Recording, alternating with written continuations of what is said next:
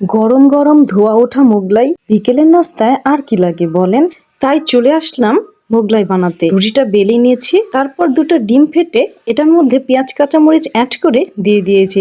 একদম সহজ, এটাকে ডিম পরোটা বললেও খারাপ হয় না, শুধু ডুবো তেলে ভাজতে হয় বলে। তবে এটার মধ্যে অনেক মশলা দেওয়া যায়, আমার হাতে কিছুই ছিল না, কারণ এখানে চাট মশলাটা পাওয়া যায় না।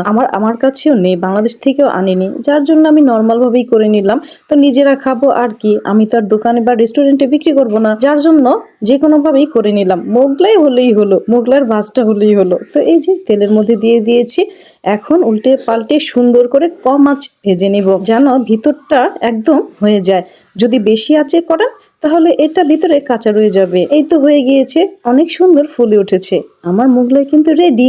এখন আমি কেটে এটাকে গরম গরম মুখে দিব। কে কে আমার মতো এভাবে বিকেলে বসে থাকলে আজেরা কাজ করতে মন চায়, আমি কিন্তু এটা বানিয়ে তারপর খাই, নিজেই খাই। অলসতা করলে তো অনেক কিছুই খাওয়া থেকে বঞ্চিত হব, কারণ এখানে অনেক কিছু পাওয়া যায় না বাংলাদেশের মতো, নিজেকে করে খেতে হয়। কেমন ছিল আমার এই মোগলাই পরোটার রেসিপি? ভিডিও কেমন লাগলো বলেন, আশা করি ভালো লেগেছে। ইনশাআল্লাহ সামনে আরো ভালো ভালো ভিডিও দেওয়ার চেষ্টা করব। দেখা হবে অন্য কোনো ভিডিওতে, অন্য কোনো সময়। আজকের মতো আল্লাহ হাফেজ।